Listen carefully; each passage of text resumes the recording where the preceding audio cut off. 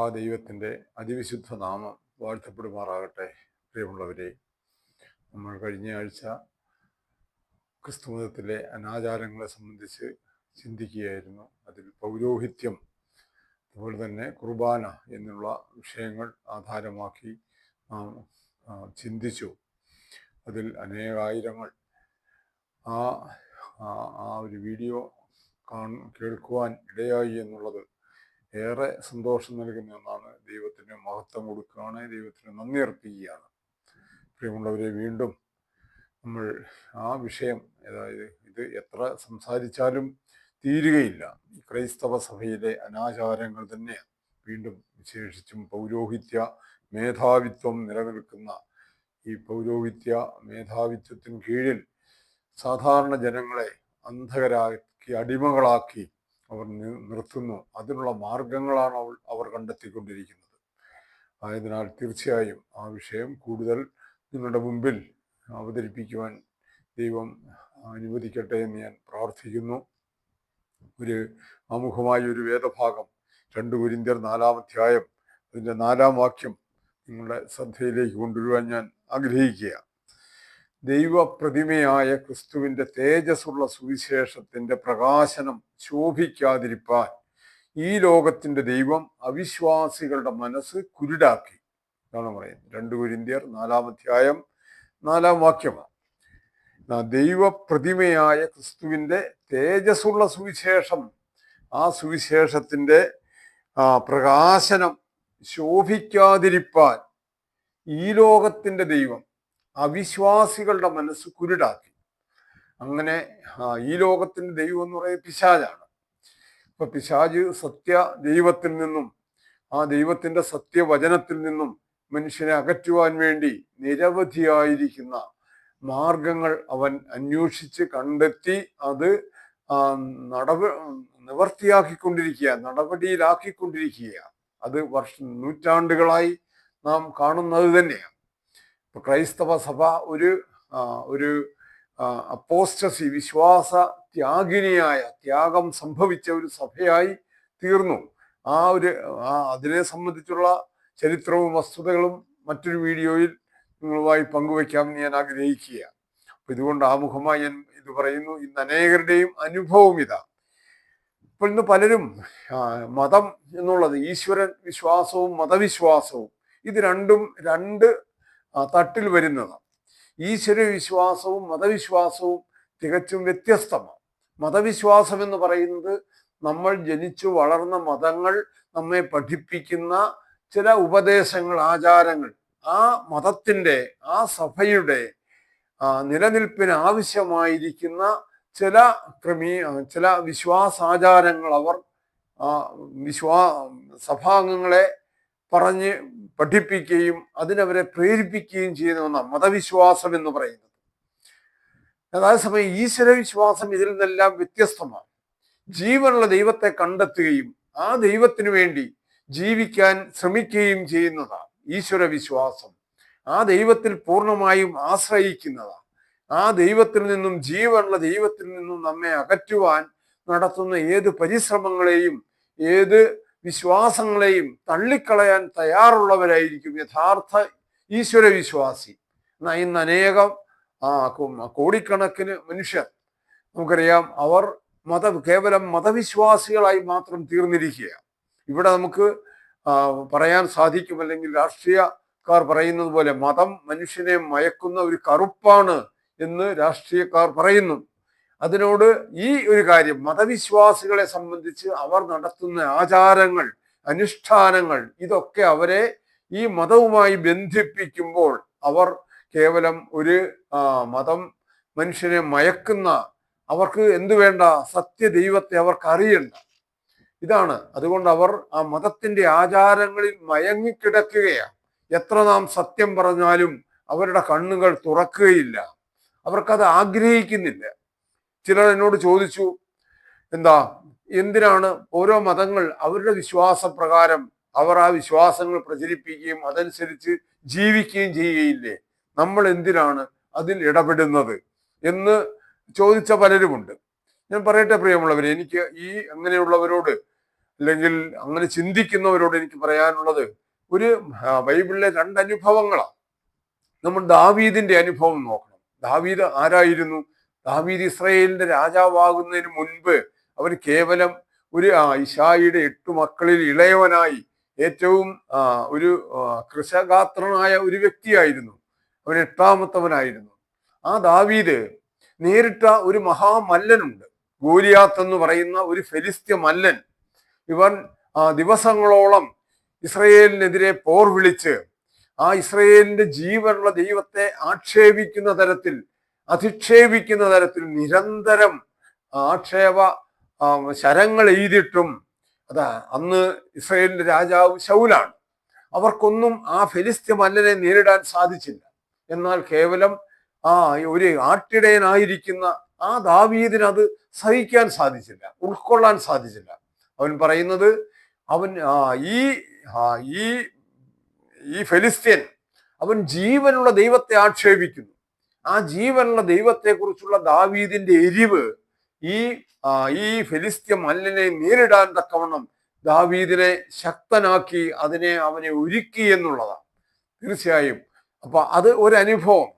അത് 1 ശമൂവേൽ 17-ാം അധ്യായത്തിൽ ഈ ഒരു ചരിത്രം നമുക്ക് കാണാൻ സാധിക്കും. അതുപോലെ മറ്റൊരു അനുഭവം ക്രിസ്തുവിന് ഈ ദേവാലയത്തെ സംബന്ധിച്ചുള്ള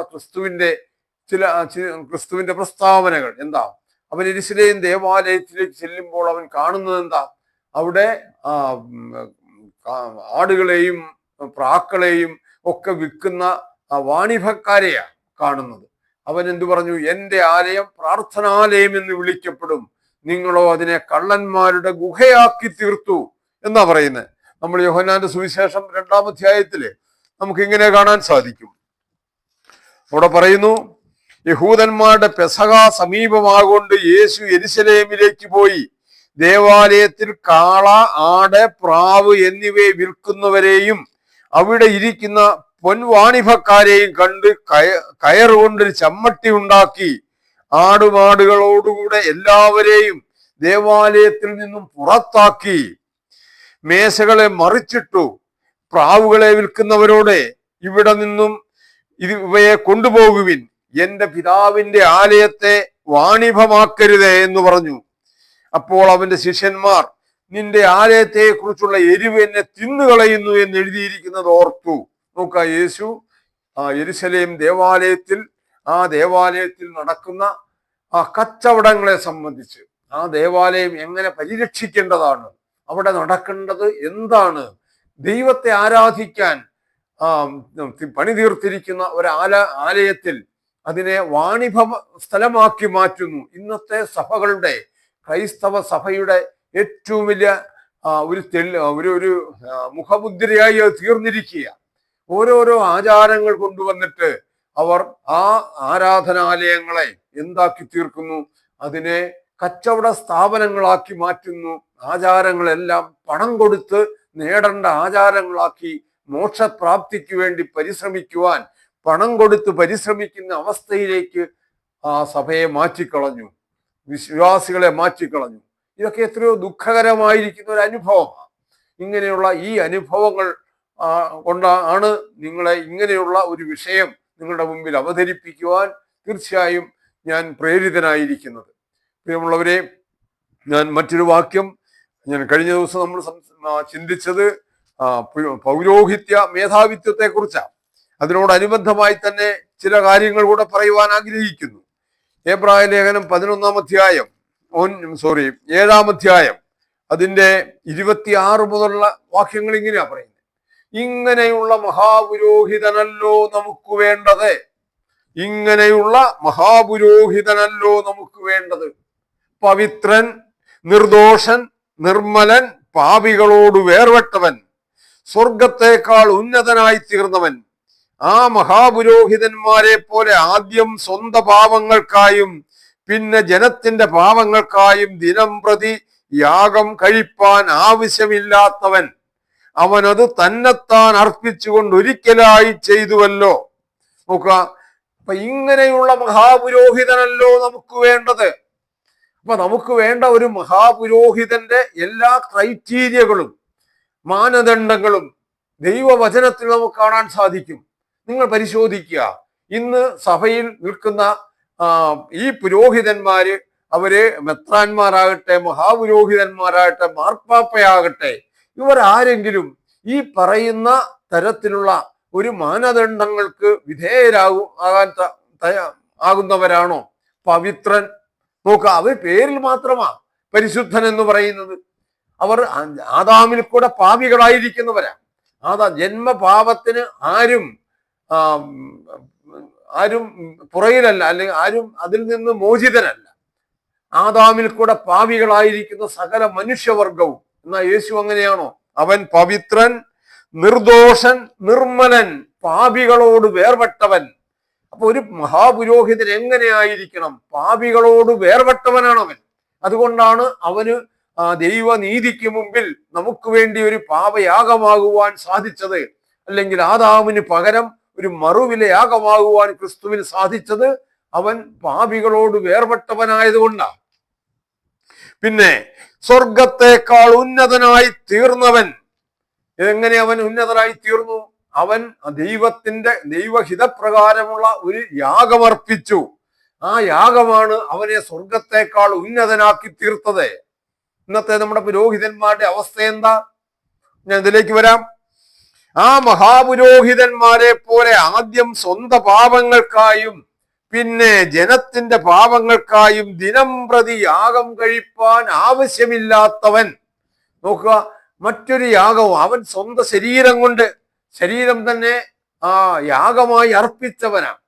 ഹനന ഈ എബ്രായ ലേഖനത്തിൽ തന്നെ പറയുന്നുണ്ട്, 10-ാം അധ്യായത്തിൽ, ഹനനയാഗവും വഴിപാടും നീ ഇച്ഛിച്ചില്ല, എന്നാൽ ഒരു ശരീരം നീ എനിക്ക് ഒരുക്കിയിരിക്കുന്നു. സർവാംഗ ഹോമങ്ങളിലും പാപയാഗങ്ങളിലും നീ പ്രസാദിച്ചില്ല. അപ്പോൾ ഞാൻ പറഞ്ഞു, ഇതാ ഞാൻ വരുന്നു, പുസ്തക ചുരുളിൽ എന്നെ കുറിച്ച് എഴുതിയിരിക്കുന്നു, ദൈവമേ നിന്റെ ഇഷ്ടം ചെയ്യുവാൻ ഞാൻ വരുന്നു എന്ന് പറയുന്നു. അപ്പൊ ഹനനയാഗവും വഴിപാടും നീ ഇച്ഛിച്ചില്ല, എന്നാൽ ഒരു ശരീരം നീ എനിക്കായി ഒരുക്കിയിരിക്കുന്നു. ആ ശരീരം കാൽവറിയിൽ നമുക്ക് വേണ്ടി പാപയാഗമാകുവാൻ ദൈവം ഒരുക്കിയ ഒരു ശരീരമാണ്. അങ്ങനെ സ്വന്തം ശരീരം തന്നെ നമുക്ക് വേണ്ടി യാഗമായി അർപ്പിച്ച് ദൈവത്തിന്റെ സന്നിധിയിൽ മനുഷ്യർക്ക് മധ്യസ്ഥനാകുവാൻ ഉള്ള യോഗ്യത നേടിയവൻ, സ്വർഗത്തെക്കാൾ ഉന്നതനായി തീർന്നവൻ, അങ്ങനെയുള്ള ഒരു മഹാപുരോഹിതനാണ് നമുക്ക് വേണ്ടത് എന്നാണ് ഇവിടെ എബ്രായ ലേഖനത്തിൽ നമ്മളോട് പറയുന്നത്. ഇന്ന് നാം കാണുന്ന പുരോഹിതന്മാരിൽ ആർക്കെങ്കിലും ഇപ്രകാരം ഉള്ള ഒരു മാനദണ്ഡം പാലിക്കാൻ സാധിക്കുമോ? അപ്പൊ ഒരു പുരോഹിതൻ, അവൻ ഒരു നിത്യപുരോഹിതനാണ്. അവന്റെ ആ പൗരോഹിത്യം നിലനിൽക്കുമ്പോൾ അവന്റെ അനുയായികളായിട്ടാണ് ഞങ്ങൾ വന്നിരിക്കുന്നത്, അവന്റെ പിന്തുടർച്ച അവകാശമാണ് ഞങ്ങളുടെ പൗരോഹിത്യത്തിനുള്ളതെന്ന് പറയുമ്പോൾ നമ്മൾ നോക്കുക, ക്രിസ്തുവിന്റെ പൗരോഹിത്യം, ആ പൗരോഹിത്യത്തിൽ 2 വസ്തുതകൾ അടങ്ങിയിട്ടുണ്ട്. അവൻ ലേവ്യ ഗോത്രത്തിൽപ്പെട്ടവനല്ല, ലേവ്യ പൗരോഹിത്യമല്ല അവനുള്ളത് മൽക്കീസേദേക്കിന്റെ ക്രമപ്രകാരം അവൻ എന്നേക്കും ഒരു മഹാപുരോഹിതൻ എന്നാ പറഞ്ഞിരിക്കുന്നത്. ഇപ്പൊ മൽക്കീസേദേക്കിന്റെ ക്രമം എന്ന് പറയുമ്പോൾ മൽക്കീസേദേക്കിൽ അടങ്ങിയിരിക്കുന്നത് 2 ഔദ്യോഗിക പദവികളാണ്. ഒന്ന്, അവൻ ശാലേം രാജാവാണ്. ശാലേം രാജാവ് എന്ന് പറഞ്ഞാൽ സമാധാനത്തിന്റെ രാജാവെന്നാണ്.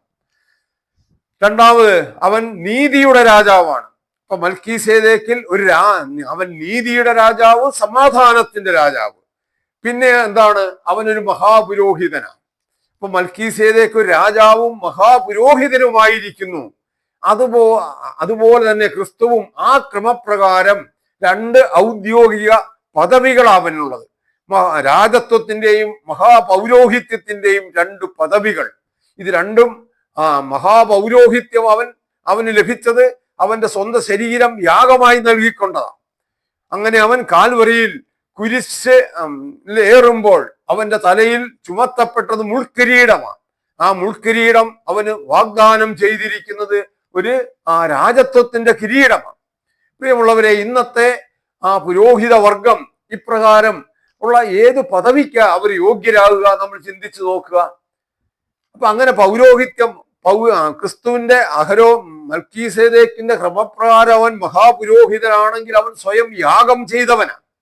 എങ്കിൽ അപ്രകാരം ഇന്ന് പുരോഹിതന്മാരാകുന്നവരും ഒരു യാഗം അവർ തന്നെ യാഗമായി തീരണം എന്ന ഒരു പ്രമാണം ദൈവം കൊടുത്തിരുന്നുവെങ്കിൽ, ഈ പൗരോഹിത്യത്തിന് അങ്ങനെ ഒരു നിബന്ധന ഉണ്ടായിരുന്നുവെങ്കിൽ, 3.5 വർഷക്കാലമാ ക്രിസ്തു ഇവിടെ അവന്റെ സുവിശേഷ വേല അവൻ ചെയ്തത്, രാജ്യത്തിന്റെ സുവിശേഷം അവൻ പ്രസംഗിച്ചത്, ശിഷ്യന്മാരെ ചേർത്തത്. ഈ 3.5 വർഷത്തിന്റെ അവസാനം അവൻ കാൽവറിയിൽ ക്രൂശിക്കപ്പെടുകയാണ്.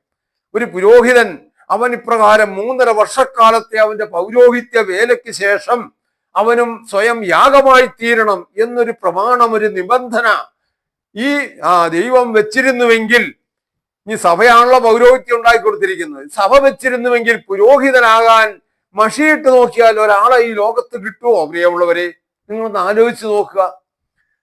ഇപ്പൊ അങ്ങനെ ചെയ്യേണ്ടി വന്നാൽ, ഇങ്ങനെ ഒരു വസ്തുത ഭാരതത്തിൽ നടന്നിട്ടുണ്ട്. ഏതാ? മറ്റൊന്നുമല്ല, സതീ സമ്പ്രദായം എന്ന് പറഞ്ഞിട്ടൊരു സമ്പ്രദായം. അത് സ്ത്രീകൾ വിധവമാരാകുമ്പോൾ ഭർത്താക്കന്മാർ മരിച്ചു കഴിഞ്ഞാൽ അവരുടെ ചിതയിൽ ചാടി ഈ ഭാര്യയും മരിക്കണം എന്നൊരു സതീ സമ്പ്രദായം നമ്മുടെ ഭാരതത്തിൽ നിലനിന്നിരുന്നു. അത് അനുഷ്ഠിച്ചു പോന്നിരുന്നവരാ അന്നത്തെ സ്ത്രീരത്നങ്ങളെല്ലാം. അങ്ങനെ ഒരു നിയമം പൗരോഹിത്യ ശുശ്രൂഷയ്ക്ക് കൊണ്ടുവന്നിരുന്നുവെങ്കിൽ പുരോഹിതനാകുവാൻ യോഗ്യനായി ആരെങ്കിലും, അത് തയ്യാറാകുന്ന ഒരുവനെയെങ്കിലും നമുക്കിവിടെ കാണാൻ സാധിക്കുമായിരുന്നോ? നമ്മൾ ചിന്തിച്ചു നോക്കുക പൗരോഹിത്യം. എന്നാൽ ക്രിസ്തു എങ്ങനെയാ ഈ പുരോഹിതനായെന്ന് മറ്റു ചില വേദഭാഗങ്ങൾ പറയുകയാണ്. എബ്രായ ലേഖനം തന്നെ നമ്മൾ നോക്കുക. എബ്രായ ലേഖനം അതിന്റെ 2-ാം അധ്യായം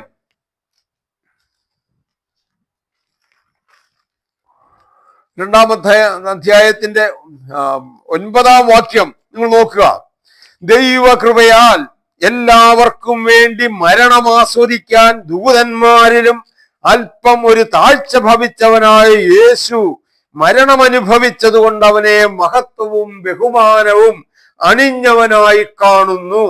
അപ്പൊ യേശുവിനെ മഹത്വവും ബഹുമാനവും അണിഞ്ഞവനായി നാം കാണാൻ ഉള്ള ഒരു കാരണം, അവൻ എന്ത് ചെയ്തു?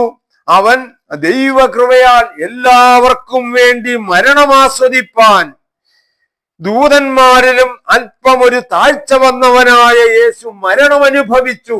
നിങ്ങൾ കാണുക. അപ്പൊ യേശുവിന്റെ മരണമാണ് അവനെ ഈ പുരോഹിതനാകാൻ യോഗ്യനാക്കിയിരിക്കുന്നത്. വീണ്ടും എബ്രായ ലേഖനം 12-ാം അധ്യായം അതിന് 2-ാം വാക്യം പറയാ, വിശ്വാസത്തിന്റെ നായകനും പൂർത്തി വരുത്തുന്നവനുമായ യേശുവിനെ നോക്കുക. തന്റെ മുമ്പിൽ വച്ചിരുന്ന സന്തോഷമോർത്ത് അവൻ അപമാനം അലക്ഷ്യമാക്കി ക്രൂശിനെ സഹിക്കുകയും ദൈവസിംഹാസനത്തിന്റെ വലത്തുഭാഗത്തിരിക്കുകയും ചെയ്തു. അപ്പൊ ക്രിസ്തു ദൈവസിംഹാസനത്തിന്റെ വലത്തുഭാഗത്തിരിക്കുവാൻ തക്കവണ്ണം യോഗ്യനായത്, അവനെ യോഗ്യനാക്കിയത് എന്താ? അവൻ വിശ്വാസത്തിന്റെ നായകനും പൂർത്തി വരുത്തുന്നവനുമായ യേശുവിനെ നോക്കുക. പറഞ്ഞ ഇങ്ങനെയുള്ള മഹാപുരോഹിതനല്ലോ നമുക്ക് വേണ്ടത്.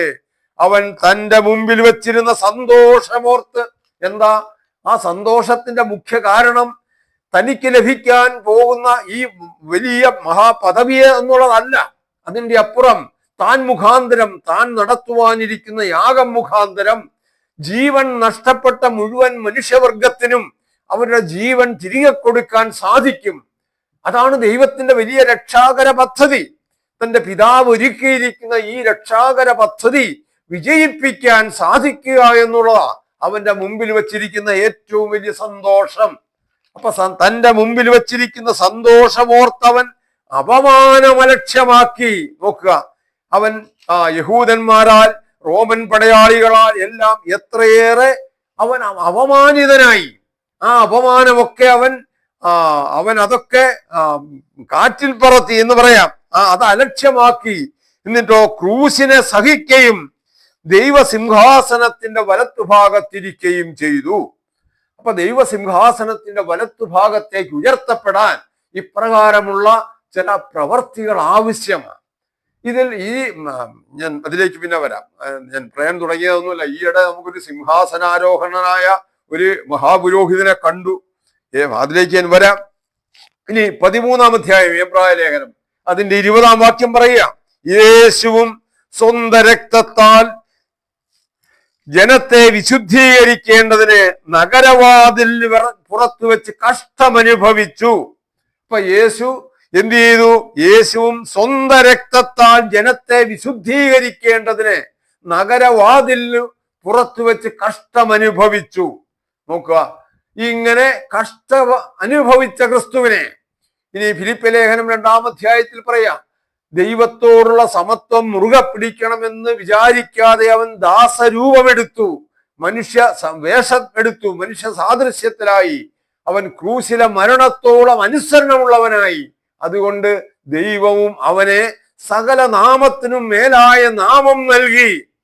സ്വർലോകരുടെയും ഭൂലോകരുടെയും അധോലോകരുടെയും ഒക്കെ മുഴങ്കാൽ പിതാവായ ദൈവത്തിന്റെ മഹത്വത്തിനായി അവന്റെ നാമം ഏറ്റുപറയുമെന്നാ ഫിലിപ്പ് ലേഖനം 2-ാം അധ്യായത്തിൽ പറയുന്നത്. അപ്പൊ ഇവിടെയെല്ലാം നാം കാണുന്നത് എന്താ? ക്രിസ്തുവിന് ഇങ്ങനെ ഒരു പദവി ലഭിക്കുവാൻ ഉള്ള കാരണം, അല്ലെങ്കിൽ ആ പദവി അവൻ നേടിയത് ഏതെങ്കിലും ആരുടെയെങ്കിലും അനുകമ്പ കൊണ്ടല്ല, ആരുടെയെങ്കിലും കൈവെപ്പ് കൊണ്ടല്ല. ഇത് പിതാവിന്റെ ആജ്ഞയാണ്, പിതാവിന്റെ ഇഷ്ടം നിറവേറ്റിയത് കൊണ്ടാണ്. ഇങ്ങനെയുള്ള ഏതെങ്കിലും ഒരു പുരോഹിതനെ നമുക്ക് ഇന്നത്തെ പുരോഹിത വർഗത്തിൽ കാണാൻ സാധിക്കുമോ? പ്രിയമുള്ളവരെ, നമ്മളൊന്ന് ആലോചിച്ച് നോക്കുക. അവർ ചെയ്യുന്ന പ്രവർത്തികൾ എന്താ? അവർ യേശു ഈ പുരോഹിത വർഗത്തെ കുറിച്ച് നമ്മുടെ ശാസ്ത്രിമാരെയും പരീശന്മാരെയും കുറിച്ച് യേശു നടത്തിയിരിക്കുന്ന ചില മത്തായിയുടെ സുവിശേഷം 23-ാം അധ്യായം നാം നോക്കുമ്പോൾ നമുക്ക് കാണാൻ സാധിക്കും. അവിടെ എന്താ യേശു പറയുന്നത് അവരോട്? 23-ാം അധ്യായത്തിൽ പറയുക,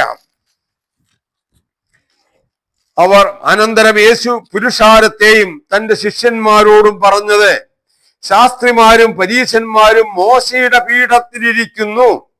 ആകയാൽ അവർ നിങ്ങളോട് പറയുന്നതൊക്കെയും പ്രമാണിച്ചു കൊള്ളുവീൻ. അവരുടെ പ്രവർത്തികൾ പോലെ ചെയ്യരുത് താനും. നോക്കാം, അവരുടെ പ്രവൃത്തി ഒന്ന്, അവരുടെ സംസാരം, അവരുടെ ഉപദേശം മറ്റൊന്ന്. ഇന്നും അത് തന്നെയല്ലേ നാം പുരോഹിത വർഗത്തിൽ കാണുന്നത്? അവർ പറയുന്നതല്ലാതെ ചെയ്യുന്നില്ലല്ലോ. ഖനമുള്ള ചുമടുകളെ കെട്ടി മനുഷ്യരുടെ തോളിൽ വയ്ക്കുന്നു, ഒരു വിരൽ കൊണ്ടുപോലും അവയെ തൊടുവാൻ അവർക്ക് മനസ്സില്ല.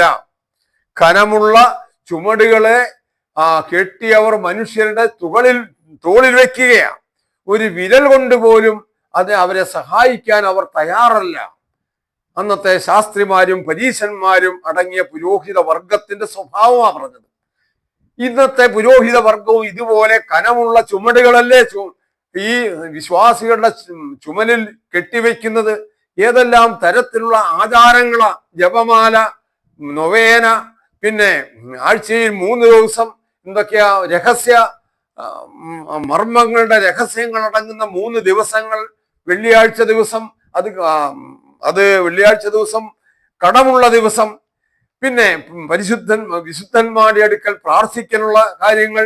ഇങ്ങനെ 100 അതിനേക്കാൾ ഒക്കെ ദുഃഖകരമായിരിക്കുന്ന ഒന്ന്, ശുദ്ധീകരണ സ്ഥലം എന്ന് പറഞ്ഞിട്ട് ഒരു വലിയ ചുമട് അവരുടെ ചുമലിൽ കെട്ടിവെക്കുക. ശുദ്ധീകരണ സ്ഥലം.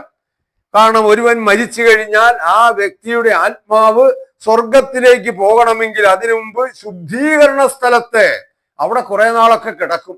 അവിടെ നിന്ന് വേണം അവൻ അവിടെ കിടന്ന് പാപങ്ങൾ ഏറ്റുപറഞ്ഞ് അവന് വേണ്ടി നടത്തുന്ന കർമ്മങ്ങളൊക്കെ അത് യഥാവിധി നടത്തിയെങ്കിൽ മാത്രമേ അവൻ സ്വർഗത്തിലേക്ക് പോവുകയുള്ളൂ. എന്റെ പ്രിയമുള്ളവരെ, നിങ്ങൾ നോക്ക്, ഈ മനുഷ്യൻ ജനിച്ച നാൾ മുതൽ, ഒരിക്കൽ ഇതിനു മുമ്പ് ഞാൻ പറഞ്ഞ അവനെ ഒരു ക്രിസ്ത്യാനിയാക്കാൻ മാമോദീസ മുക്കുന്ന ആ മലക്കപ്പിള്ളയായിരിക്കുന്ന സമയകാലം മുതൽ അതിനുശേഷം അവൻ ആദ്യ കുർബാന കൊടുക്കുന്നു. പിന്നീട് അവന് കുംഭസാരവും കുർബാനയും നിരന്തരം കൊടുത്തുകൊണ്ടിരിക്കുകയാണ്. അതിനുശേഷം എന്താ? അവന്റെ ജീവിതത്തിൽ അവൻ മരിക്കുന്നതിന് മുൻപ് അവന് വേണ്ടി എല്ലാ കർമ്മങ്ങളും, പേപ്പറിലൊക്കെ വരുന്ന വാർത്തകൾ കണ്ടാ അറിയാം, ആത്മത്തിന് വേണ്ട എല്ലാ കൂതാശകളും സ്വീകരിച്ചുകൊണ്ടാണ് ഈ വ്യക്തി കടന്നുപോയിരിക്കുന്നത്. അപ്പൊ ആത്മത്തിന് വേണ്ട എല്ലാ കൂതാശകളും സ്വീകരിച്ചുകൊണ്ട് കടന്നു പോകുന്ന ഒരു വ്യക്തിക്ക് വേണ്ടി എന്തിനാ വീണ്ടും മരിച്ചു കഴിഞ്ഞാലും ഇങ്ങനെയുള്ള കൂതാശകളും കർമ്മങ്ങളും ചെയ്യുന്നത്? അപ്പൊ ജീവിച്ചിരുന്നപ്പോൾ അവനെ പിഴിയാവുന്നിടത്തോളം പിഴിഞ്ഞു. അതിനുശേഷം മരിച്ചു കഴിഞ്ഞാലോ ഇനി അവന്റെ പക്കൽ നിന്നൊന്നും കിട്ടൂല. അവർക്കറിയാം മരിക്കുന്നവൻ, ജീവിച്ചിരിക്കുന്നവർ തങ്ങൾ മരിക്കുമെന്ന് അറിയുന്നു, മരിച്ചവരോ ഒന്നും അറിയുന്നില്ല എന്നുള്ള ദൈവത്തിന്റെ വചനം ഇവർക്കറിയാം. പക്ഷേ ഇനി മുതലെടുക്കണമെങ്കിൽ ജീവിച്ചിരിക്കുന്നവർ വേണം. അപ്പൊ ജീവിച്ചിരിക്കുന്നവരെ കൊണ്ട് ഇവന് വേണ്ടി, മരിച്ചവന് വേണ്ടി നിരവധിയായ കുർബാനകളും കുംഭസാരങ്ങളും ഒക്കെ കഴിപ്പിച്ച് കർമ്മങ്ങൾ ആചരിപ്പിച്ച് പറയുക. അല്ലെങ്കിൽ അവന്റെ ശുദ്ധീകരണ സ്ഥലത്ത് അവൻ കഴിയാനുള്ള കാലം നീണ്ടുപോകും. നമ്മളൊന്ന് ആലോചിച്ച് നോക്കി, ഇതാണോ സ്ഥിതി? ഇങ്ങനെയുള്ള ഒരു ശുദ്ധീകരണ സ്ഥലത്ത് നിന്ന് അപ്പം ഇതുവരെ അവർ നടത്തിയിരിക്കുന്ന കർമ്മങ്ങൾക്ക് എന്തർത്ഥമുണ്ട്? ഈ വ്യക്തി ജീവിച്ചിരുന്നപ്പോൾ നടത്തിയിരിക്കുന്ന ഏതെങ്കിലും കൂദാശകൾ, അവൻ മരിക്കുന്നതിന് അന്ത്യശ്വാസം വലിക്കുമ്പോഴും അവന് കൊണ്ട് അന്ത്യകൂദാശ നൽകും പുരോഹിതൻ. അവന്റെ തലയ്ക്ക് പിടിക്കും, അവന് വേണ്ടി ചൊല്ലുന്നതെല്ലാം ചൊല്ലും. അതിനുശേഷമോ മരിച്ചു കിടന്നാൽ ആ മൃതശരീരത്തിൽ അവർ സൈത്യപൂശും. എത്രയോ ലജ്ജാകരമായിരിക്കുന്ന ഒരു വസ്തുതയാ. നമ്മളൊന്ന് ആലോചിച്ച് നോക്കി. എന്തിനാ? ആത്മാവ് ആയാറിലുള്ള ദുഷ്ടാത്മാക്കളുടെ പിടിയിൽ നിന്നും ഈ ആത്മാവ് വഴുതിപ്പോകണം. അതിനുവേണ്ടി ഈ മൃതശരീരത്തിൽ എന്ത് ചെയ്യണം? ആ സൈത്യപൂശണം. നിങ്ങൾ ആലോചിക്കുക, ഇത് നമ്മുടെ കുറുവാ സംഘങ്ങളെ പോലെയാ. അവര് മോഷ്ടിക്കാൻ ഇറങ്ങുമ്പോൾ അല്പവസ്ത്രധാരികളായിട്ട് ഇറങ്ങി ശരീരം മുഴുവൻ എണ്ണ പൂശിയിട്ടാ അവരധികവും ഈ മോഷണത്തിന് ഇറങ്ങുന്നത്. എന്തിനാ? അവരെ ആരെങ്കിലും കണ്ടു പിടിച്ചാൽ ഒരു മൽപ്പിടുത്തം ഉണ്ടായ ആ മൽപ്പിടുത്തത്തിൽ നിന്നും അവര് വഴുതിപ്പോകണം. അതിനുവേണ്ടി ശരീരം മുഴുവൻ എണ്ണ പൂശി ഇറങ്ങുക മോഷ്ടിക്കാൻ. ഈ മൃതശരീരത്തിൽ എണ്ണ പൂശി ആ കുടുംബക്കാരൻ്റെ നിന്നുള്ള പണം മോഷ്ടിക്കാൻ വേണ്ടി പുരോഹിതന്മാർ ചെയ്യുന്ന ഏറ്റവും വലിയൊരു തട്ടിപ്പല്ലേ? നിങ്ങൾ ചിന്തിച്ചു നോക്ക്. ഇങ്ങനെ മനുഷ്യന്റെ വികാരങ്ങളെ ചൂഷണം ചെയ്യാൻ തക്കവണ്ണം ഇങ്ങനെ ഓരോരോ തട്ടിപ്പുകളുമായിട്ടാണ് ഇവിടുത്തെ പുരോഹിത വർഗങ്ങൾ ഇറങ്ങുന്നത്. പ്രിയമുള്ളവരെ, ഇപ്പൊ കഴിഞ്ഞ ദിവസം ഒരു വലിയ ഒരു തട്ടിപ്പിന്റെ കഥ ഇന്നലത്തെ മനോരമയിൽ ഒരു ആർട്ടിക്കിൾ ഞാൻ വായിച്ചു. എന്താ? കൃത്രിമമായിട്ട്, അല്ലെങ്കിൽ ഇവിടെ നമുക്കറിയാം ടോൾ പ്ലാസ, ഇവിടുത്തെ ഹൈവേകളിലൊക്കെ ടോൾ പ്ലാസകളുണ്ട്. ഇവിടെ ചില സ്ഥലങ്ങളിൽ വ്യാജ ടോൾ പ്ലാസകൾ നിർമ്മിച്ചിരിക്കുക. അപ്പൊ ഇവർക്ക് അവിടെ കടന്നു പോകണമെങ്കിൽ എന്ത് വേണം? ആ ടോൾ പിരിവ് അവിടെ കൊടുക്കണം. ഇതൊരിക്കലും ഗവൺമെന്റ് കോൺട്രാക്ടറോ നിയമിച്ചിരിക്കുന്ന ആൾക്കാരല്ല. വ്യാജമായി ടോൾ പ്ലാസകൾ നിർമ്മിച്ച് ആ ടോൾ പ്ലാസ കടന്നു പോകാൻ എന്ത് വേണം? അവിടെ ടോൾ പിരിവ് കൊടുക്കണം. ഇത് തന്നെയല്ലേ? ഇതുപോലെയുള്ള വ്യാജമല്ലേ ഈ പറഞ്ഞ സ്വർഗത്തിലേക്ക് പോകണമെങ്കിൽ, ശുദ്ധീകരണ സ്ഥലത്തു നിന്നും അവൻ മോക്ഷം കിട്ടി പോകണമെങ്കിൽ ഇപ്രകാരമുള്ള ജീവിച്ചിരിക്കുന്നവ അടയ്ക്കേണ്ട ഫീസുകൾ എത്രയാ? നമ്മളൊന്ന് ആലോചിച്ച് നോക്കിയേ. മറ്റൊരു തട്ടിപ്പിന്റെ കഥയും അതേ ആർട്ടിക്കിളിലുണ്ട്. ഏതാ? പോലീസ് സ്റ്റേഷൻ, കൃത്രിമമായിട്ട് പോലീസ് സ്റ്റേഷൻ സ്ഥാപിച്ചിരിക്കുക, കൃത്രിമമായിട്ട് കോടതി സ്ഥാപിച്ചിരിക്കുക. ഇവിടെയൊക്കെ അവര് കോടതിയിൽ പ്രതികളെ വിചാരണ ചെയ്യുന്നു, അവരുടെ വിധി പ്രസ്താവിക്കുന്നു. പോലീസ് സ്റ്റേഷനിലും ഇതുപോലെ തന്നെ. അപ്പൊ ഇതൊക്കെ തട്ടിപ്പിന്റെ പുതിയ പുതിയ മുഖങ്ങളാണ്. ഇതാണ് നാം കാണേണ്ടത്. കഴിഞ്ഞ ദിവസം ഒരു പുരോഹിതൻ സോഷ്യൽ മീഡിയയിൽ വന്നു. എന്താ? വേദപുസ്തകം മാറോട് ചേർത്ത് വെച്ചിരിക്കുക. എന്നിട്ട് ആ പുരോഹിതൻ പറയുക, ഈ പുസ്തകം നിങ്ങൾ ഒരിക്കലും ഉപേക്ഷിക്കരുത്. ഈ പുസ്തകം അതാണ് നമ്മുടെ ജീവന്റെ ആധാരം. ഇതാണ് കർത്താവ് യേശുക്രിസ്തുവാണ് നമ്മുടെ ജീവന്റെ നമ്മുടെ ജീവദായകൻ അവനാണ്. ഇതെല്ലാം ഈ ഫേസ്ബുക്കിൽ, സോഷ്യൽ മീഡിയയിൽ ഈ പുരോഹിതൻ പ്രസംഗിക്കുക. നിങ്ങൾ ആലോചിക്കുക പ്രിയമുള്ളവരെ, ഈ പുരോഹിതൻ മനസ്സിലാക്കുന്നുണ്ടോ? ഇന്ന് മാറോട് ചേർത്ത് പിടിക്കുന്ന ഈ വേദപുസ്തകത്തെ, അതിനെ നിഷ്കരുണം ചുട്ടരിച്ച ഒരു സഭയുടെ സന്തതികളാ നിങ്ങൾ എന്നുള്ളത് നിങ്ങൾ അറിയുന്നുണ്ടോ? നമ്മൾ ആലോചിക്കേ. അതിന്റെ പരിഭാഷകൾ നടത്തിയിട്ടുള്ളവരുടെ ഗളച്ഛേദം ചെയ്തിട്ടുള്ളവരാണ് എന്നുള്ളത് നിങ്ങൾക്കറിയാമോ? അത് കയ്യിൽ കൊണ്ടു നടന്നിട്ടുള്ളവരുടെ കൈ വെട്ടിക്കളഞ്ഞിട്ടുള്ള സഭയാണ് കത്തോലിക്ക സഭ എന്നുള്ളത് നിങ്ങൾ അറിയുന്നുണ്ടോ? ഈ പുരോഹിതൻ പുതിയ ഏതോ തട്ടിപ്പിനിറങ്ങിയേക്കുക. രണ്ട് മുഖങ്ങളാ. എന്നിട്ട് ഫേസ്ബുക്കിൽ വന്നിട്ട് എന്തു പറയുന്നു? ഈ വേദപുസ്തകം മാറോട് ചേർത്ത് പിടിക്കേണ്ട പുസ്തകമാണെന്ന് പറയുകയാ. എത്ര കാലമായി വേദപുസ്തകം വായിക്കുവാൻ സാധാരണക്കാരന് സഭ അനുവാദം കൊടുത്തിട്ട് പുരോഹിതനൊന്ന് തിരിഞ്ഞു നോക്കണം. വീണ്ടും ഞാൻ ഈ ഫേസ്ബുക്കിൽ ഇത് പറയുന്ന പുരോഹിതൻ അൾത്താരയിൽ അല്ലെങ്കിൽ പള്ളിയിൽ ചെന്നിട്ട് എന്താ പറയുന്നത്? നിങ്ങളുടെ ജീവന്റെ ആധാരം എന്താ? നിങ്ങൾ നിങ്ങൾ നൊവേന ചൊല്ലണം, അല്ലെങ്കിൽ നിങ്ങൾ ജപമാല ചൊല്ലണം, കുർബാന, വിശുദ്ധ കുർബാന ആചരിക്കണം. ഇതൊക്കെയാ നിങ്ങളുടെ രക്ഷയ്ക്ക് മാർഗമെന്ന് പറയുക. ഒരു വ്യക്തിയുടെ ഇരട്ട മുഖം നമ്മളൊന്ന് ആലോചിച്ച് നോക്കിയേ. അപ്പൊ എനിക്ക് തോന്നുന്നത് ഇനി കൃപാസനം പോലെയോ അല്ലെങ്കിൽ അട്ടപ്പാടിയിൽ വേറെ പ്രസ്ഥാനമുണ്ട്, എന്താ സെഹിയോൻ കൂട്ടായ്മ ധ്യാന കേന്ദ്രം, ഇതുപോലെയൊക്കെയുള്ള പുതിയ ധ്യാന കേന്ദ്രം തുടങ്ങാനുള്ള വലിയ പദ്ധതിയാ ഈ പുരോഹിതൻ ആലോചിക്കുന്നത്. ഇരട്ട മുഖം നമുക്ക് ചില ഫാൻസി ഡ്രസ്സുകളിലോ കാണാൻ സാധിക്കും.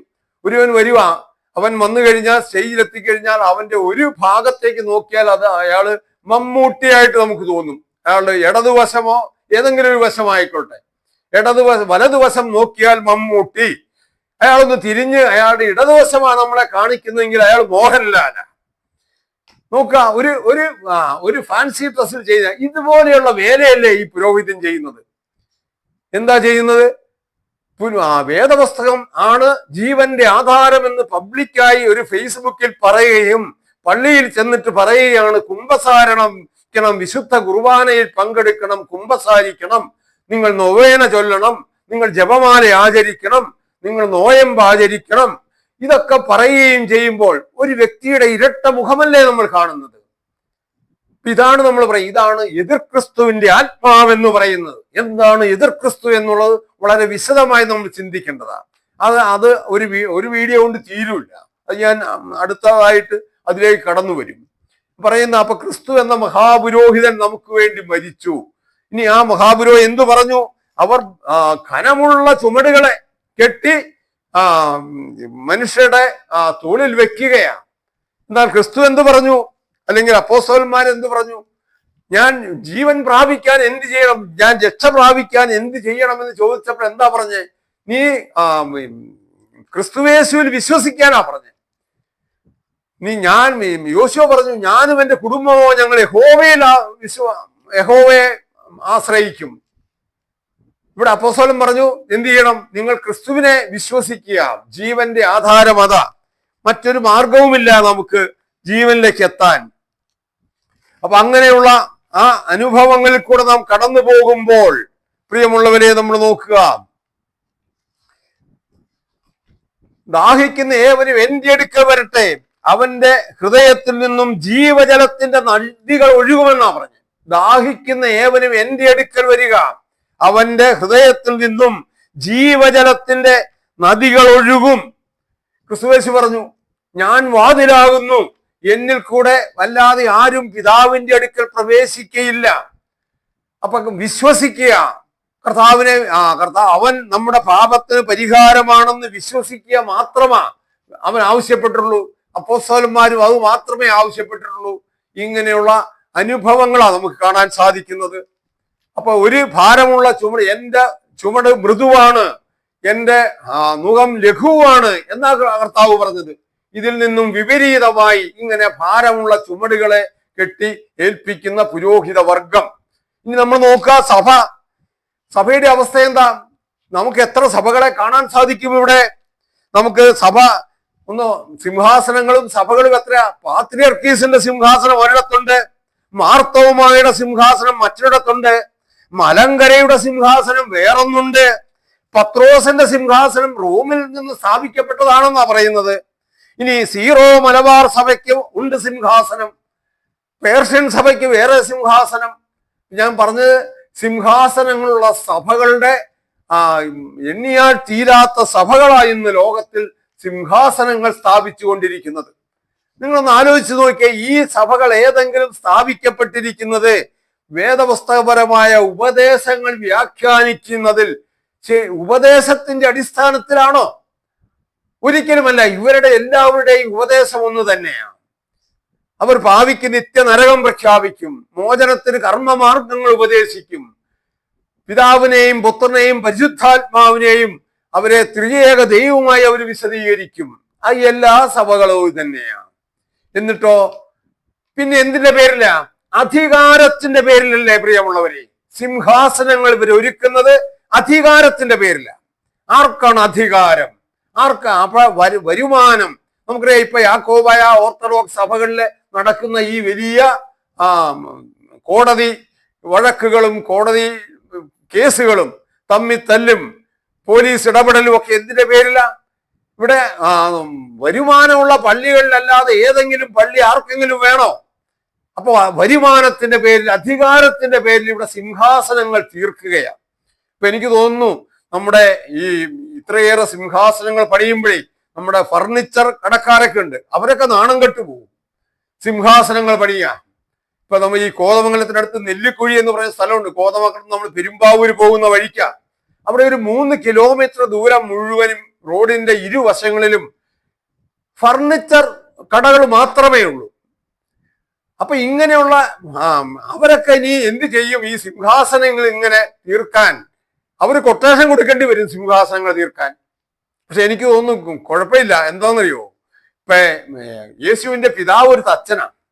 ഇവരുടെ ഏറ്റവും വലിയ അവർ വിശുദ്ധനാക്കി വെച്ചിരിക്കുന്ന ഒരു വ്യക്തിയായ യൗസേപ്പ് പിതാവ് എന്ന് പറയുന്നത്. അദ്ദേഹം ഒരു തച്ചനായതുകൊണ്ട് ഇവർക്ക് വേണ്ട സിംഹാസനങ്ങളൊക്കെ ഭംഗിയായി ചെയ്തു കൊടുക്കാൻ ഇവർക്ക് ചിലപ്പോൾ സാധിച്ചെന്നിരിക്കും. അപ്പൊ ഇങ്ങനെയുള്ള ഈ സിംഹാസനങ്ങളുടെ പേരിൽ നടക്കുന്ന ഈ സഭകളുടെ വേർതിരിവുകൾ ഞാൻ ചോദിക്കട്ടെ. ക്രിസ്തു പറഞ്ഞു സഭയെ കുറിച്ച് എന്താ? നിങ്ങൾ എൻ്റെ ശരീരമാണെന്നാ പറഞ്ഞു. ക്രിസ്തു തലയും ഈ സഭ അവന്റെ ഓരോ അംഗങ്ങളും അവന്റെ ശരീരത്തിന്റെ അവയവങ്ങളാണ്. ശരീരത്തിന്റെ വിവിധങ്ങളായിരിക്കുന്ന അവയവങ്ങളാണ്. അപ്പൊ ഈ സഭകളെല്ലാം, ഈ ഇന്ന് നാം കാണുന്ന നാമധേയ സഭകളെല്ലാം ക്രിസ്തു ശരീരത്തിന്റെ ഭാഗമായിരിക്കുന്ന വിവിധങ്ങളായിരിക്കുന്ന അവയവങ്ങളാണെങ്കിൽ എന്തിനാ ഇവർ തമ്മിൽ കടിപിടി കൂടുന്നത്? കാലും കൈയും തമ്മിൽ അടിപിടി കൂടുന്നത് എന്തിനാ? അത് ആ ഒരു ശരീരത്തിന് യോജിക്കുന്നതാണോ? ക്രിസ്തു എന്ന തലയോട് ചേർന്ന് പ്രവർത്തിക്കേണ്ട ഒരു ശരീര അവയവങ്ങളാണോ ഇവർ അധികാരത്തിന് വേണ്ടി ഇവർ അങ്ങോട്ടും ഇങ്ങോട്ടും ആത്മാരെ കൊണ്ട് തല്ലിക്കുകയും ഇങ്ങനെ പ്രവർത്തിക്കുകയും ചെയ്യുന്നവർ. ഈ വസ്തുത ചിന്തിക്കണ്ടേ? കൊരിന്ത്യലേഖനം 1 Corinthians 12:27 പറയുന്നത്, എന്നാൽ നിങ്ങൾ ക്രിസ്തുവിന്റെ ശരീരവും ഓരോരുത്തൻ വെവ്വേറെയായി അവയവങ്ങളുമാകുന്നു. അപ്പൊ ഓരോരുത്തൻ വെവ്വേറെയായി ക്രിസ്തു ശരീരത്തിന്റെ അവയവങ്ങളാണ്. അവിടെ പുരോഹിതന്മാര് മാത്രമല്ല അവയവങ്ങൾ എന്ന് പറഞ്ഞത്. ഈ സഭ ഒന്നടങ്കം ക്രിസ്തുവിന്റെ ഓരോ സഭാംഗങ്ങളും ക്രിസ്തു ശരീരത്തിന്റെ ഭാഗങ്ങളാണ്, അവയവങ്ങളാണ്. എങ്കിൽ പിന്നെ അവിടെ പുരോഹിതന്മാർക്കും കന്യാസ്ത്രീകൾക്കും എന്ത് സ്ഥാനമുള്ളേ? ഇവരുടെ സ്ഥാനം പുറംപോക്കിലല്ലേ പ്രിയമുള്ളവരെ? നോക്കുക, ഇവിടെ സഭയുടെ അംഗങ്ങളായിരിക്കുന്ന ഓരോരുത്തരും ക്രിസ്തു ശരീരത്തിന്റെ അവയവങ്ങളാണെങ്കിൽ ഈ പുരോഹിതന്മാരും കന്യാസ്ത്രീകളുമാണോ ഈ ക്രിസ്തു ശരീരത്തിന്റെ അവയവങ്ങൾ എന്ന് പറയുന്നവര്? അവർക്ക് അവിടെ എന്ത് സ്ഥാനമുള്ളേ? ക്രിസ്തുവിന്റെ ഒരു വാക്കുകളിൽ പോലും ഇവരെ അങ്ങനെ കാണിച്ചിട്ടില്ല. ഇതാണ് നമുക്ക് കാണാൻ സാധിക്കുന്നത്. ഇനി നോക്കുക, ഇനി ഇവരുടെ നാമം ഇത് ഞാൻ കഴിഞ്ഞ ദിവസം പറഞ്ഞ ഏതാ? ഇവർക്ക് നൽകുന്ന തിരുമേനി എന്നുള്ള വിളി, തിരുമേനി എന്നാ അവരെ വിളിക്കുന്നത്. ഇതാണോ? ഇങ്ങനെയുള്ള മഹാപുരോഹിതനല്ലോ നമുക്ക് വേണ്ടത്. നമ്മുടെ ആ മഹാപുരോഹിതൻ ഇങ്ങനെയുള്ള ഏതെങ്കിലും ഒരു നാമം എടുത്തിട്ടുണ്ടോ? മത്തായിയുടെ സുവിശേഷത്തിൽ തന്നെ പറയാം, നിങ്ങൾ റബി എന്ന് പേരെടുക്കരുത്, നിങ്ങൾ പിതാവെന്ന് ഭൂമിയിൽ ആരെയും വിളിക്കരുത്, സ്വർഗസ്ഥനായ ഒരുവനത്രേ നിങ്ങളുടെ പിതാവ്. എന്നിട്ട് എന്താ? വിശുദ്ധ പിതാക്കന്മാര്, വിശുദ്ധ പിതാവ്, സഭയുടെ പിതാവ് എന്നല്ലേ ഇവർ ആദ്യ സംബോധന ചെയ്യുന്നത്. ഇപ്പൊ ഇവർ താമസിക്കുന്ന അരമനകൾ എന്നല്ലേ പറയുന്നേ, കൊട്ടാരങ്ങൾ, രാജ വസതികൾക്ക് തുല്യമായ അരമനകളിലല്ലേ ഇവർ വസിക്കുന്നത്. ഇവർ ധരിക്കുന്ന വസ്ത്രത്തിനെന്താ? വിശുദ്ധ വസ്ത്രമെന്നല്ലേ പേര് പറയുന്നത്. ഇവർ മരിച്ചാൽ, സാധാരണക്കാരൻ മരിക്കുമ്പോൾ അവർ മരിച്ചു എന്ന് പറയും. ഇവർ മരിച്ചാൽ കാലം ചെയ്തു എന്നാ പറയുന്നത്. നോക്കുക, എന്തെല്ലാം വ്യത്യസ്തമായ നാമധേയങ്ങളാ അവർ സ്വീകരിച്ചിരിക്കുന്നത്. മരിച്ചു കഴിഞ്ഞാൽ തിരുമേനിമാരാ മരിക്കുന്നതെങ്കിൽ അവരെ ഇരുത്തിയേ അടക്കുള്ളൂ. കസേരയിൽ, ആ സിംഹാസനത്തിൽ ഇരുത്തി അടക്കും. നിങ്ങൾ നോക്കുക, ഇതിനൊരു പുരോഹിതൻ പറഞ്ഞ സമാധാനമുണ്ട്. അതാണ് ഏറെ കഷ്ടം. അപ്പൊ പുരോഹിതന്മാര് വേദപുസ്തകം വായിക്കുന്നുണ്ടോ? നിങ്ങൾ ആലോചിച്ച് നോക്കി. അവര് പറയാ, അപ്പോസ്തലന്മാര് ചോദിച്ചു, ഞങ്ങൾ സകലവും വിട്ട് നിന്നെ അനുഗമിച്ചു, ഞങ്ങൾക്ക് എന്ത് ലഭിക്കും? അപ്പൊ ക്രിസ്തു പറഞ്ഞു, മനുഷ്യപുത്രൻ തന്നെ പുനർജനനത്തിൽ വരുമ്പോൾ, അവന്റെ സിംഹാസനത്തിലിരിക്കുമ്പോൾ നിങ്ങളും 12 സിംഹാസനങ്ങളിൽ ഇരുന്ന് ഇസ്രായേൽ ഗോത്രം 12നെയും ന്യായം വിധിക്കും. അപ്പൊ 12 സിംഹാസനങ്ങൾ അപ്പോസ്തലന്മാർക്ക് മാറ്റി വെച്ചിരിക്കുന്നതാണ്. ഇനി ഈ കർത്താവ് മടങ്ങി വരുമ്പോഴേ ഈ സിംഹാസനം എവിടെയാ, ആർക്ക് കൊടുക്കാൻ പറ്റും? സിംഹാസനത്തിൽ മുഴുവൻ ഇന്നത്തെ മഹാപുരോഹിതന്മാർ കയറി ഇരിപ്പുറപ്പിച്ചു. അവരെ ഇനി അവിടുന്ന് വലിച്ചിറക്കിയിട്ട് വേണ്ടേ ഇത് ചെയ്യാൻ? അപ്പൊ ഇതുകൊണ്ടാണ്, അപ്പൊ നിങ്ങൾ 12 സിംഹാസനങ്ങളിൽ ഇരുന്ന് ഇസ്രായേൽ ഗോത്രം 12 ന്യായം വിധിക്കുമെന്ന് പറഞ്ഞു. അതുകൊണ്ടാണ് ഈ പറഞ്ഞ തിരുവേനിമാര് മരിച്ചു കഴിഞ്ഞാൽ, മരിച്ചെന്ന് പറയണല്ലോ സഹോദരങ്ങളെ, കാലം ചെയ്തു കഴിഞ്ഞാൽ അവരെ ഇരുത്തി അടക്കുന്നത്. നോക്കുക, നീ ഇരുത്തി അടക്കിയാലും നിർത്തി അടക്കിയാലും കേവലം 3 ദിവസം കൊണ്ട് പുഴുവിന് ഇരയായിത്തീരും. ഈ പാവപ്പെട്ട അൽമായന്റെ ശരീരവും ഈ വാഴ്ത്തപ്പെട്ട സിംഹാസനത്തിലേക്ക് ഏറ്റപ്പെടുകയും പിന്നീട് ആ സിംഹാസനത്തിൽ ഇരുത്തി അടക്കപ്പെടുകയും ചെയ്യുന്ന പുരോഹിതന്റെ ശരീരവും പുഴുവിനിരയായിത്തീരും എന്നുള്ള വലിയ സത്യം നിങ്ങൾ മനസ്സിലാക്കുന്നുണ്ടോ? മനുഷ്യൻ അവൻ പൊടിയാകുന്നു, പൊടിയിലേക്ക് മടങ്ങിച്ചേരും എന്നുള്ള ദൈവത്തിന്റെ ആ വചനം, കൽപ്പന, അത് നിവർത്തിയാകിയ ഓരോ മരണത്തിലും. നോക്കിയ പുരോഹിതന്മാരുടെ ആ അധികാര മോഹം എത്ര വലുതാ, ലജ്ജയാകുന്നില്ലേ? നമ്മൾ നോക്കുക, ക്രിസ്തു അവൻ സ്വർഗാരോഹണം ചെയ്തു. കാണുക, ഇവിടെ ഞാൻ നേരത്തെ സൂചിപ്പിച്ചു, ഒരു വ്യക്തി സിംഹാസനാരോഹിതനാകുവാൻ വേണ്ടി ലെബനിലേക്ക് കടന്നുപോയി കഴിഞ്ഞിടെ അവിടെ എത്രയോ നേതാക്കന്മാർ, ലോക നേതാക്കന്മാർ അവിടെ അണിനിരന്നിരിക്കുകയാണ്. അവിടെ സകല സഭകളുടെയും മെത്രാപ്പോലീത്താമാരും കർദിനാൾമാരും അവിടെ സന്നിഹിതരാണ് ഈ ഒരു വ്യക്തിയുടെ സിംഹാസനാരോഹണത്തിന് സാക്ഷ്യം വഹിക്കാൻ. ക്രിസ്തു സ്വർഗാരോഹണം ചെയ്തിട്ട് അവിടെ ഏതെങ്കിലും ദൂതന്മാരുടെ സംഘം അല്ലെങ്കിൽ ഏതെങ്കിലും പഴയ നിയമ വിശുദ്ധന്മാര് മരിച്ച്, ഇവരൊക്കെ പറയുന്നു മരിച്ചാൽ ദൈവത്തിന്റെ മടിയിലേക്ക് പോകുന്നതാണല്ലോ, അങ്ങനെ അവിടെയുള്ള ഏതെങ്കിലും പഴയ നിയമ വിശുദ്ധന്മാര് ക്രിസ്തുവിനെ സ്വീകരിക്കാൻ അവിടെ ഉണ്ടായിരുന്നോ? നമ്മളൊന്ന് ചിന്തിച്ചു നോക്കിയേ. അപ്പൊ അങ്ങനെ ക്രിസ്തു ചെയ്യാത്തതും അനുഭവിക്കാത്തതുമായ 100 അനാചാരങ്ങൾ ഇവിടെ സഭയിൽ കൊണ്ടുവന്നിരിക്കുക. എനിക്ക് ഒത്തിരി പറയാനുണ്ട്. നിങ്ങൾ നോക്ക, വേറൊന്ന് കൈകുത്തുക. ഏതാ, ഇങ്ങനെയുള്ള മഹാപുരോഹിതനാണ് നമുക്ക് വേണ്ടത്. ആ മഹാപുരോഹിതന്റെ കൈമുത്താൻ ആരെങ്കിലും ചെന്നിട്ടുണ്ടോ? മഹാപുരോഹിതൻ മധുബഹയുടെ മുമ്പിൽ അങ്ങ് നിൽക്കുക, കയ്യിൽ നീട്ടിപ്പിടിച്ചുകൊണ്ട്. ജനങ്ങൾ വരിയായി വന്ന് ആ കയ്യിൽ മുത്തി കടന്നു പോവുകയാ. എത്രയോ ലജ്ജാകരമായിരിക്കുന്ന ഒരു കാഴ്ചയാ. നമ്മിൽ ഒരുവനെ പോലെ പാപിയായിരിക്കുന്ന ഒരു മനുഷ്യന്റെ കൈമുത്തി പുണ്യം നേടാമെന്ന് ചിന്തിക്കുന്നവർ എത്ര ലജ്ജാകരമാ. നമുക്കറിയാം, പൗലോസും ബർന്നബാസും അവര് പോയി ഒരു രോഗിയെ സൗഖ്യമാക്കിയപ്പോൾ അവിടെയുള്ളവരെല്ലാം എന്താ പറഞ്ഞത്? അവര് പറഞ്ഞു, ഇവര് ദേവന്മാരാണ്, അവര് ബുധനെന്നും ശുക്രനെന്നും ഒക്കെ പേര് കൊടുത്തു. അപ്പൊ പൗലോ എന്താ അവര് പറഞ്ഞത്? ഞങ്ങൾ നിങ്ങളെ പോലെ സാധാരണ മനുഷ്യര് മാത്രമാ. ഞങ്ങളെ ദേവന്മാരായിട്ടോ ദൈവമായിട്ടോ കണ്ട് ഞങ്ങളെ ആരാധിക്കാൻ നമസ്കരിക്കാൻ ഒരിക്കലും ചെയ്യരുത്, തെറ്റാണ്. നിങ്ങൾ ഒരുവനെ പോലെ സാധാരണ മനുഷ്യനാണ് ഞാൻ. അപ്പോസ്തല പ്രവൃത്തികൾ നമുക്ക് കാണാൻ സാധിക്കും.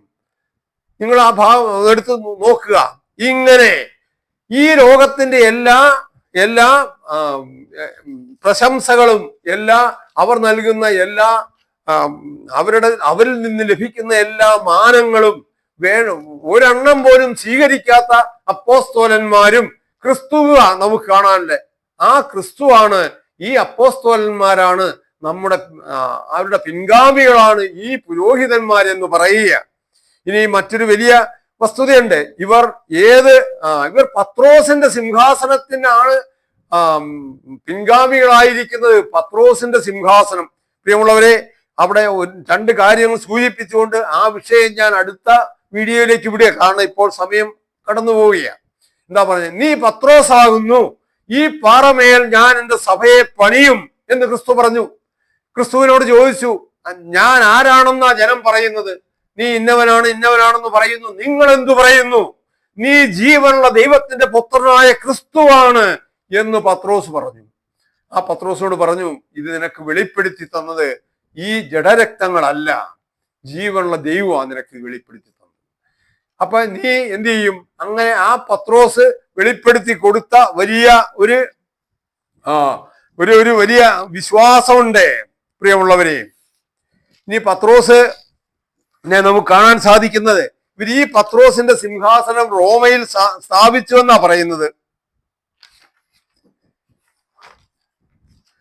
മറ്റൊന്ന്, ഞാൻ അതിനെ ഈ ആമുഖം മാത്രങ്ങൾ പറയുക, ബാക്കി ഞാൻ അടുത്ത വീഡിയോയിൽ ഞാൻ പറയും. പത്രോസിനോട് പറഞ്ഞു, നീ ഭൂമിയിൽ കെട്ടുന്നതെല്ലാം സ്വർഗത്തിന്റെ താക്കോൽ നിനക്ക് തരുന്നു.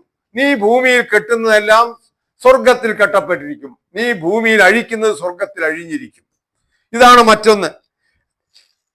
അപ്പൊ നീ പത്രോസാകുന്നു. അപ്പൊ യേശു പറഞ്ഞു, നീ പത്രോസാകുന്നു, ഈ പാറമേൽ ഞാൻ എൻ്റെ സഭയെ പണിയും. ഇത് പറഞ്ഞത് കൊണ്ട് പത്രോസാകുന്ന പാറയിലാണ് സഭയെ പണിതിരിക്കുന്നതെന്നാ ഇന്നത്തെ സഭകൾ പഠിപ്പിക്കുന്നത്. ഒരിക്കലും പ്രിയമുള്ളവരെ, ക്രിസ്തു അങ്ങനെ പറഞ്ഞിട്ടില്ല. നീ പത്രോസാകുന്നു എന്നാ പറഞ്ഞു. നീ പത്രോസേ, നീ പാറയാകുന്നു എന്ന് ക്രിസ്തു പറഞ്ഞിട്ടില്ല. ഇന്നത്തെ ക്രൈസ്തവ വിഭാഗങ്ങളെല്ലാം പഠിക്കുന്നതും പഠിപ്പിക്കുന്നതും ഇങ്ങനെയാ. ഈ വാക്യത്തെ ഇങ്ങനെ വളച്ചൊടിക്കുക. നീ പത്രോസേ, നീ പാറയാകുന്നു, ഈ പാറമേൽ ഞാൻ എൻ്റെ സഭയെ പണിയുമെന്ന് ക്രിസ്തു പറഞ്ഞു എന്നാ പറയുന്നത്. ക്രിസ്തു അങ്ങനെയല്ല പറഞ്ഞത്. ക്രിസ്തു പറഞ്ഞത് നീ പത്രോസാകുന്നു. അതിന്റെ വിശദീകരണം ഞാൻ അടുത്ത വീഡിയോയിൽ പറയാം, കാരണം സമയം കടന്നു പോവുകയാണ്. നീ പത്രോസാകുന്നു, ഈ പാറമേൽ ഞാൻ എൻ്റെ സഭയെ പണിയും. മറ്റൊന്ന്, സ്വർഗരാജ്യത്തിന്റെ താക്കോൽ നിനക്ക് തരുന്നു എന്ന് പറഞ്ഞു. മറ്റൊന്ന്, നീ ഭൂമിയിൽ കെട്ടുന്നത് സ്വർഗത്തിൽ കെട്ടപ്പെട്ടിരിക്കും, നീ ഭൂമിയിൽ അഴിക്കുന്നത് സ്വർഗത്തിൽ അഴിഞ്ഞിരിക്കും.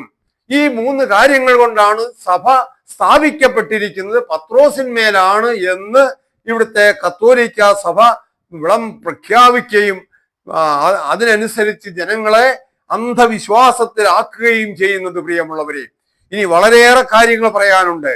നിങ്ങൾ കേൾക്കാൻ മനസ്സുള്ളവരാണെങ്കിൽ തീർച്ചയായും ഞാൻ ഏറെ വൈകാതെ തന്നെ നിങ്ങളുടെ അടുത്ത് ബാക്കിയുള്ള മറ്റു വിഷയങ്ങൾ, നിരവധിയായിരിക്കുന്ന വിഷയങ്ങളാണ്.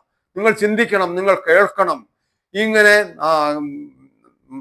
ജനത്തെ, മനുഷ്യരെ അന്ധകാരത്തിൽ അങ്ങനെ അടച്ചിടുന്ന ഈ ഒരു ജനവിഭാഗം, ഈ ഒരു ക്രൈസ്തവ സഭാ വിഭാഗങ്ങൾ, വിശേഷിച്ചും പൗരോഹിത്യ സഭകൾ, അവരിതിനൊക്കെ ദൈവസന്നിധിയിൽ സമാധാനം പറയേണ്ടി വരും. അതുകൊണ്ട് പ്രിയമുള്ളവരെ, ഇന്നത്തെ ഈ വിഷയം ഞാൻ ഇവിടെ അവസാനിപ്പിക്കുകയാണ്. നിങ്ങൾ ഇതുവരെ തന്ന എല്ലാ സഹകരണത്തിനും ഞാൻ ഹൃദയപൂർവ്വം നന്ദി പറയുന്നു. കർത്താവ് നമ്മെ ഏവരെയും അനുഗ്രഹിക്കട്ടെ. നിങ്ങളുടെ കണ്ണുകളെ തുറക്കുവാൻ തക്കവണ്ണം ഈ ചെറിയ ഒരു പ്രഭാഷണം സഹായിക്കുന്നുവെങ്കിൽ ഞാൻ ചരിതാർത്ഥ ഹൃദയനാണ്. ദൈവസന്നിധിയിൽ താഴ്മയോടെ, വിനയത്തോടെ ഈ വാക്കുകൾ ഞാൻ വിരമിക്കുന്നു.